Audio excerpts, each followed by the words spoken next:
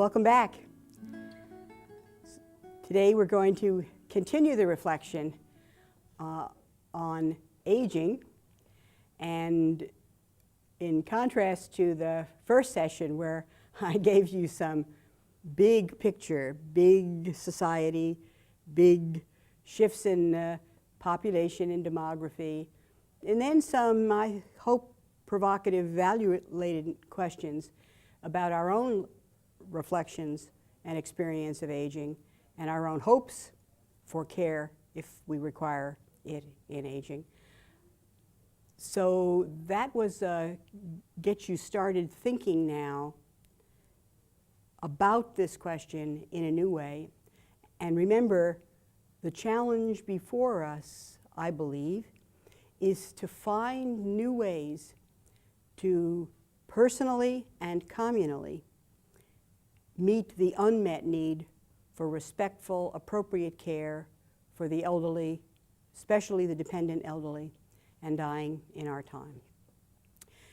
Now, this session is going to be more specific. We're going to move now into the issue of healthcare decisions with particular attention to healthcare decisions in aging.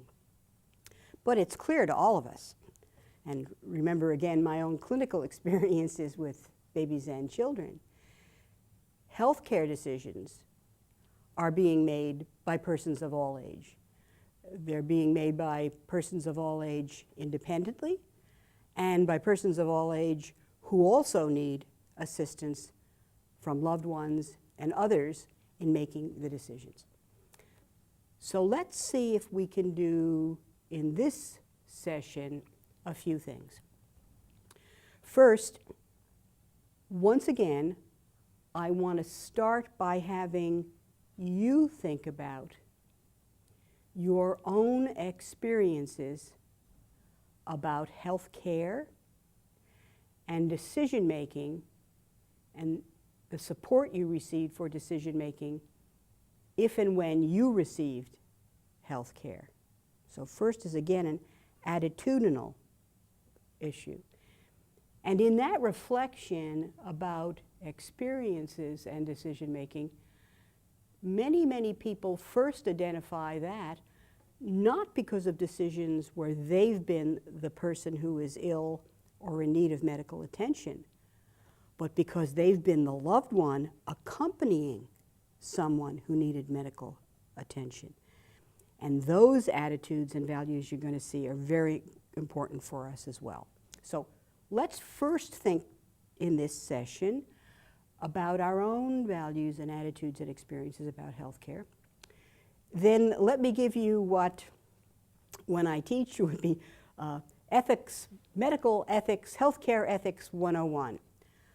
A very short reflection about what it is that you can expect or ought to be able to expect when healthcare teams are assisting you in medical decision making. What is their obligation and duty, and therefore you have a right to that kind of help with decision making.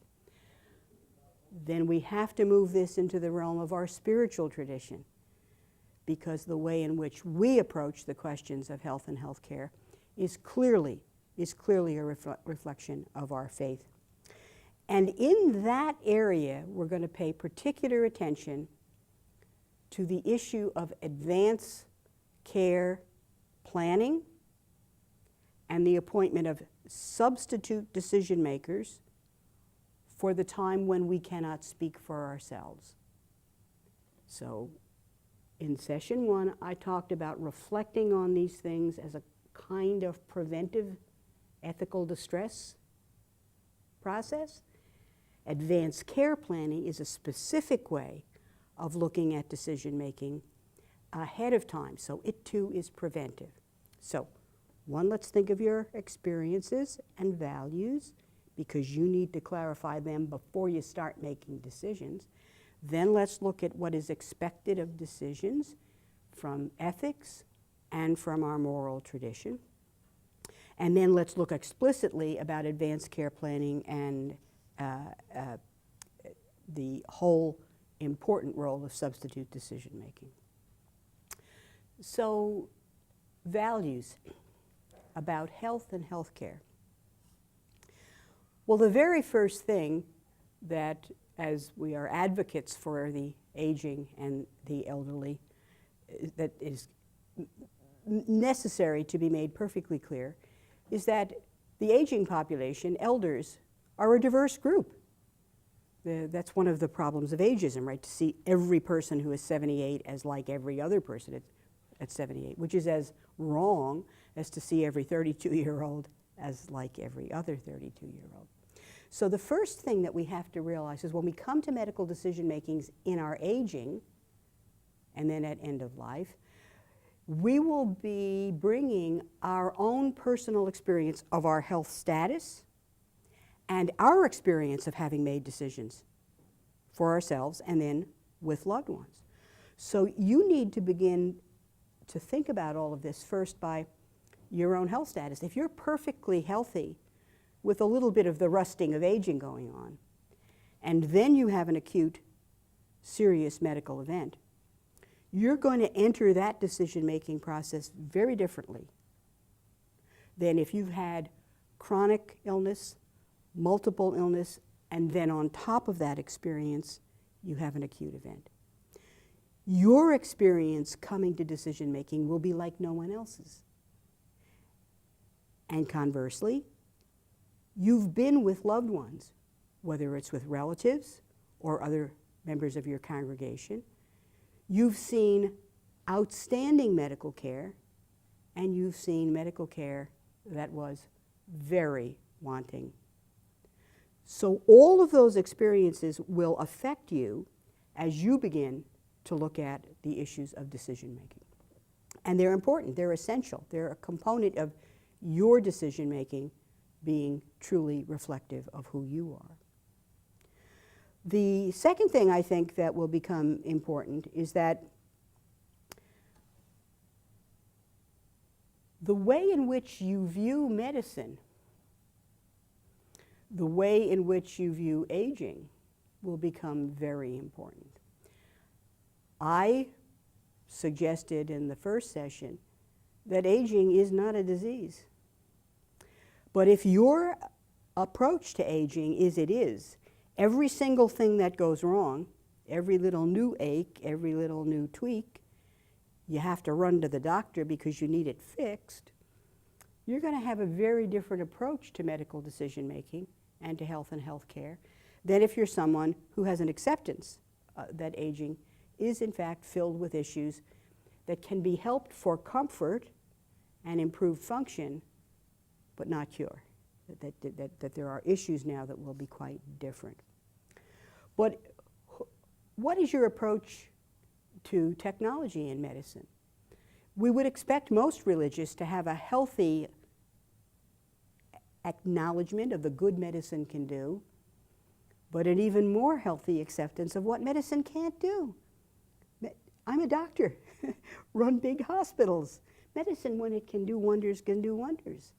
But it cannot do everything, and it cannot do everything that we need to have lives that are lived even if we have chronic and serious illness, much less at end of life. So I want you to begin to think of the values that you bring.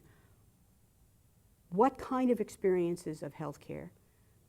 What kind of experiences of decision making? If you've been involved in serious health decisions and felt disrespected, ignored, never kept in the loop with information, you in fact will have legitimate concerns about how decision making for the rest of your life ought to be made. And we'll talk about those. If in fact you've been healthy and then come to serious decisions, you will have some different perspectives than folks who have multiple chronic illness. So you need to have a little bit of a spiritual kind of inventory about your own experience of your own health, health status, your expectations of medicine, and the kind of experiences you see for loved ones. Then bioethics, healthcare ethics 101. This is really important. In the last 30 years in medicine, from the time that the general understanding of the Judeo-Christian ethic in Western medicine, Europe, North America.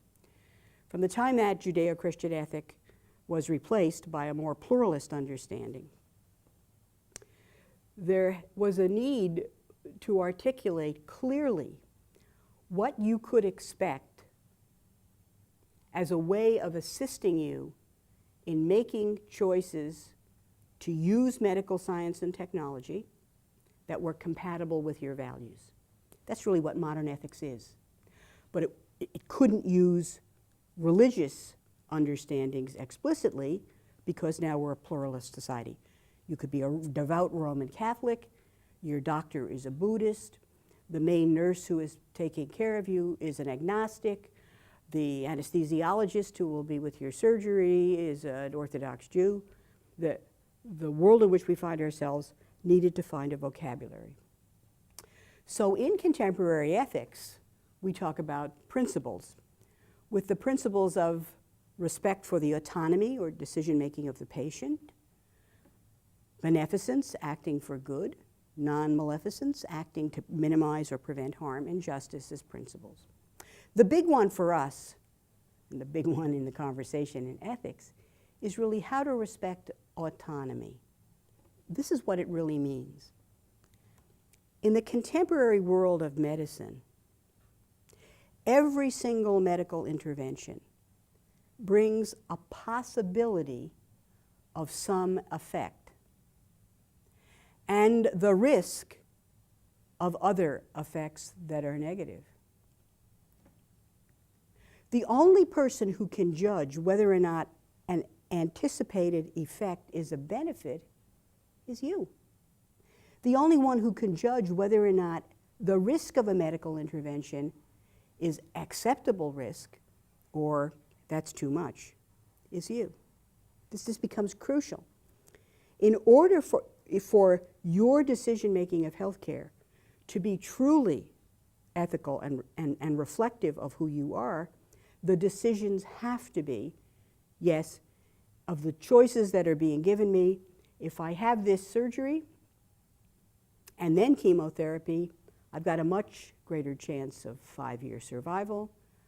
But if the surgery means an amputation, I can't take that. I'd rather take the chemotherapy with a lower chance of surgery, with a lower chance of recurrence without the surgery.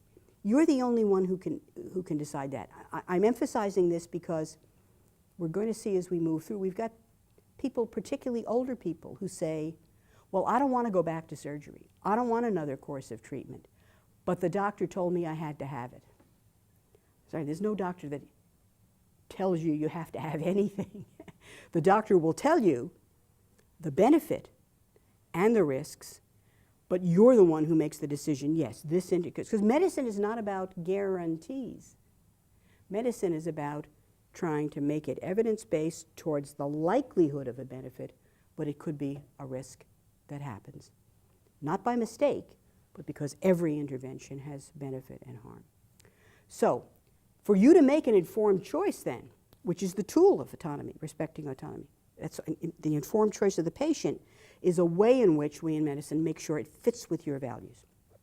You need information. You need the capacity to understand the information in your life, and you need freedom or voluntariness to make the decision. Crucial. The information you need for you to make a healthcare decision is the information you need.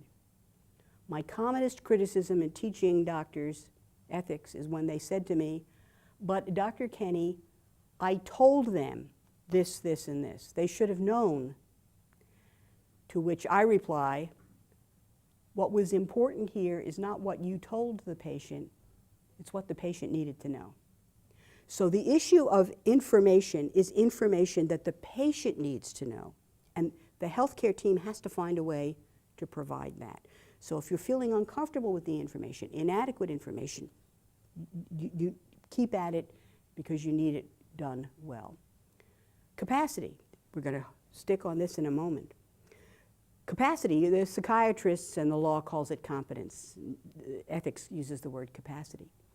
You have to have information, But then you have to have the capacity to understand what that information would mean for you. So I just used the example of if it's chemotherapy with or without surgery for an amputation, you have to be able to, in your imagination, understand, I have a higher likelihood of surviving, but if it's without my leg, I wouldn't want that. I'd rather the lower risk. You're the one who needs to take the information and understand its meaning for you. And the third, information, capacity, and freedom or voluntariness. This is crucial. Freedom from undue fear. Everybody's fearful, especially with a major decision. Freedom from coercion. Here's where we really need to understand that in society in general, one of the commonest problems with elder people feeling forced to undergo more intervention than they want is, and they'll say it, my son will be angry with me if I don't do everything. That person is not making a truly free and informed choice. So the information capacity issues are clearer. The freedom one gets complicated, especially because it's freedom from fear, undue fear, coercion, and guilt. And so many people are guilted into doing more medical interventions than they want. So begin to think now about that as you think, because sometimes even the most well-intentioned friend or relative is pushing you in ways that are not your reflection on how you want to enter healthcare decisions. So lessons in general that we would have from healthcare ethics would be respect for persons in making health decisions is more than just respect for their decisional capacity. It's respect for their whole life story. So let me say that. This is the way I use it with audiences.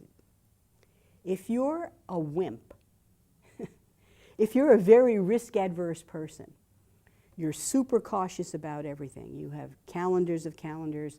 You don't cross the street even though there's no cars coming because the light says don't. You're super cautious and risk-adverse. That's the way you're going to make healthcare decisions because that reflects who you are. If you're what I call a bungee jumper, if you're a risk taker, if you've always been somebody who let it all play out, very adventuresome, willing to take risk, then that's the way you're going to take healthcare decisions into account. So imagine if your doctor is a bungee jumper and you're a wimp. Doctors by training are bungee take the risk. But you have to accept the kind of risk that it reflects who you are. Second issue that we've learned, really importantly.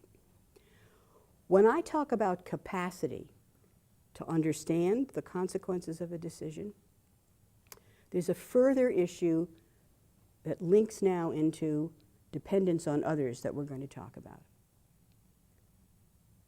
It's one thing for you to have decisional capacity. And remember, we presume capacity. We'll say that again when we talk about substitute decision makers.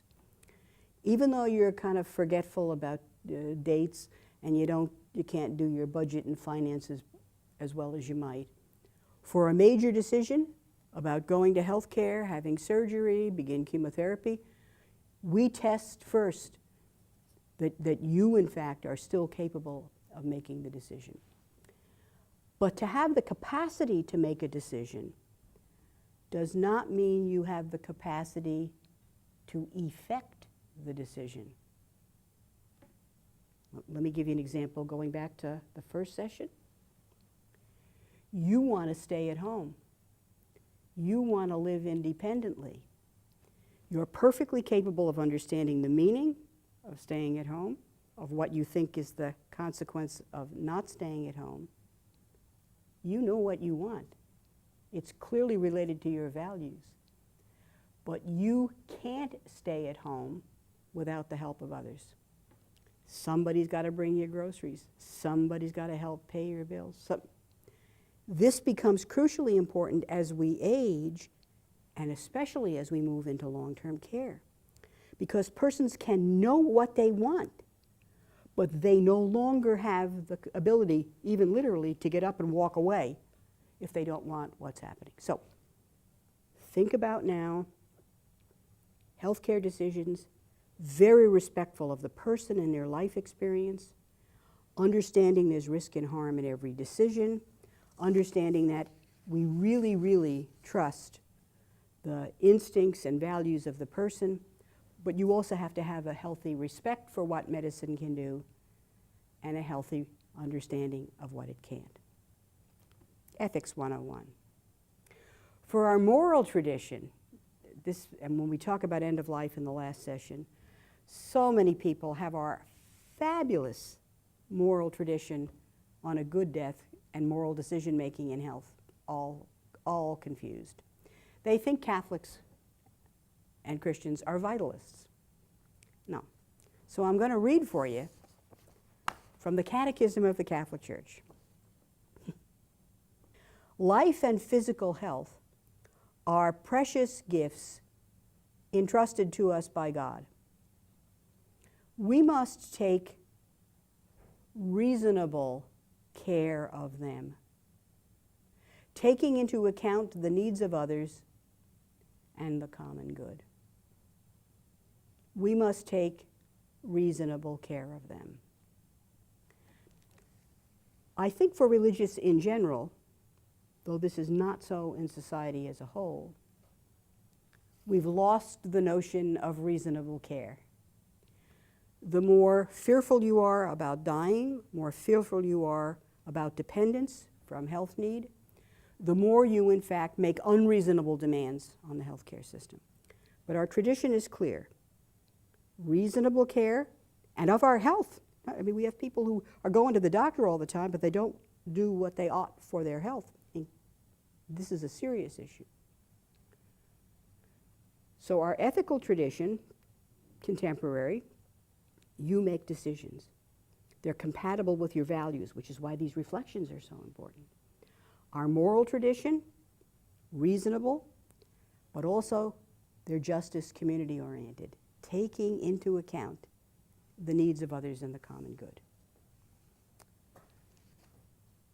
So if we now look at this issue of persons can no longer make informed choice, they come to the time when, in fact, they're not capable. They no longer have the capacity to either understand the information as such or take it into their own personal lives and understand the consequences. This is where advanced care planning comes into play. Now, this is really important. Virtually all religious congregations that I know of years ago established the practice of individual religious naming someone who has substitute decision-making power for the time when they are no longer able to speak for themselves. A proxy, an enduring power of attorney, an enduring power of attorney for health. There are a number of names in different jurisdictions. So religious years ago, partly because of the nature of our communal life, partly because many of our sisters are cared in communal long-term care facilities, recognized we needed to have, when the individual person could no longer speak for themselves, we needed to have people identified to speak for themselves who understood them and their values. Our problem, from my perspective, is that we established the substitute decision makers, which is the third step in a process of advanced care planning. And we didn't do the first two steps. So just now, to emphasize, advanced care planning, think of it, in advance of when a situation might occur where a decision has to be made, And you are no longer capable of making that decision for yourself. You need to do planning ahead of time. And you need to think about this in a serious way. The first step in advanced care planning is what we've been talking about. You need to clarify your values, your beliefs, your hopes for care, your understanding and approaches to medical technology. You need to have that all clear in your own mind, from your own experience and your prayerful reflection. Once you have that clear, then the second step of advanced care planning is conversation, conversation, conversation. This is not good enough to have you clarify and keep it all to yourself. Your friends, your loved ones, your healthcare team, and for religious superiors, all need to have an understanding of what those values, what those experiences mean for you. Then you appoint a substitute decision maker, someone who speaks for you when you cannot speak for yourself. But you can see right away, if you appoint someone and you haven't really clarified values, and you haven't talked about the values with the person you've appointed, how can they speak for you? Because the role of a substitute decision maker is not to decide as they would want. Their role is, as best they can, prayerfully and thoughtfully, to decide as you would want if you were able to make the decision at this time, taking into account what's here at this time. Let me make a comment about conversation. In families, in general in society, this is the biggest source of dilemma, biggest single problem in care of the elderly with complex medical conditions and care of the elderly when they're dying in hospitals. No one was appointed to have substitute decision making. There are 4 adult children around the bedside of a dying mother. All 4 of them are in a different place with regard to loss of their mother and how aggressive they want doctors to be. None of them has been appointed to be the ultimate person who decides what mom would want, not what they would want. It's a source of incredible agony and pain. Some of you will have experienced that in your own families. Just statistically, that has to be so because of the problem. In religious life, it can happen that the family members and religious superiors are at odds.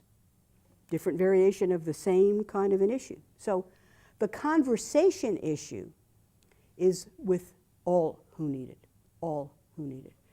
And then the appointment of the decision maker becomes crucially important. The important thing I want to say here is that we know that an advance directive in the form of appointment of a substitute decision maker, who may be given some directives, but the directives they're given are general guidelines. The person's job is to be, as insofar as it is possible, the voice of the values, beliefs, and desires of the person who is the one no longer speaking for themselves. So people who take on this proxy are doing an enormous act of love, kindness, and support. But you have to know the person. You have to understand that's the magnitude of what you're doing when you're taking on the role of a proxy. And then we all have to support those who are proxies. What you need to know, and this should be evident to religious, but it's a problem in society, all of the literature in medicine shows if you do advanced care planning, reflection, share and talk with those who need to hear the reflection, and then appoint a substitute decision maker who understands their role. If we do that, the literature is absolutely clear. The major healthcare issues are dealt with better. Patients, families, and loved ones are far more satisfied. If death occurs as a result of whatever the medical conditions were or the aging process and refusal of medical care, the stress of the family members, the stress of those who are left to be the decision makers is much reduced. And the ability to, in fact, be that voice, be that advocate for someone at the end or in serious medical conditions becomes enormously powerful, rather than a lifelong guilt trip or argument across family members and other loved ones. And this is a topic that perhaps at the end of the day, when you're thinking about questions you might want to pursue, if we do advanced care planning well, then we avoid all the huge problems about the do not resuscitate question. So there are many things about this issue of decision making that are crucially important. We need, I believe, to make sure that we are, in fact, reflecting carefully and prayerfully and making informed, prayerful decisions. We need to assist those who are acting as substitute decision makers. And then there's a final point in this reflection. When we think of aging, it happens that many people will die of old age, though nobody thinks that anymore, right? Yeah, that used to, my Irish mother and father used to, he died of old age. Well, now you got to die of some diagnosis because it's just not fashionable to die of old age. But there are some people who will not have a major medical condition, they just will die in a slow fashion towards their end. But as we approach the medical decisions in aging, remember going back to aging itself is not a disease, I want to reflect on, it's an old aphorism about the goals of medicine. It's supposed to have come from the 13th or 14th century. And the expression is this: to cure sometimes, to relieve often, to comfort always. See, in modern medicine, people think that cure is what you go to a doctor for. Even today, I hate to tell you the secret, but most of what medicine does is not cure. For some infectious disease, yeah. For some fractures and the like, Most of what medicine does is it improves function. It, in fact, does relieve. But if you have a heart transplant, you don't have heart failure anymore. But you now, lifelong, are immune suppressed. You're not sick and then all better. If you have diabetes, thank God we have insulin. It doesn't cure your diabetes. So we have an understanding, I think, in general of medicine that most of what it does is complete fix. But in fact, most of the goals of medicine are about this comforting, improving function, improving outcome. And the goals of medicine in aging are something we need to reflect on and think about. I believe they are mainly to restore and maintain health insofar as we can. To restore and maintain health. And to improve those conditions that rob old age of meaning and significance. So to think about all of those things about immobility, difficulties with hearing, difficulties with vision, difficulties then with communication, anything that can prevent or slow down cognitive decline, for us to begin to think of using the goals of medicine not to fix the aging process, but to in fact promote a new way of functioning optimally even in decline. I think if we can think about our own healthcare decisions carefully, if we can begin to think about aging not as a disease but as a life process, and the goals of medicine in aging as helping to keep us fully alive until the end, even with significant medical and health and sometimes cognitive limitation, then we won't be the failure in aging that, in fact, Ronner warned us about. I think we could help our world understand those goals of aging, in fact, are important, and they do not take huge amounts of money from healthcare in technology that is inappropriate. They, in fact, shift appropriate resources into the goals of aging to restore and maintain in our decline. I think we have lots to think about with medical decisions, but remember, my challenge is, can we do that in ways that then help other older persons and help public policy about decision-making in aging? So again, we have some reflection questions for you. The first one is, what is your experience of major health decision-making? And what is your decision experience in watching and assisting a loved one, if you've had that kind of an experience? So what is your experience of the way in which real-time health decision-making is made, whether it's for yourself and you have that experience, or you've participated in assisting a loved one? Then I want you to reflect on, what kind of thoughts have you had about your desires and hopes for the involvement or the non-involvement of aggressive medical technology at the end? Are you someone who, in fact, wants aggressive treatments because that's the way in which you've lived your life? Or do you have a different perspective on when, in fact, you want to stop aggressive medical interventions? What's your relationship to technology and medical interventions?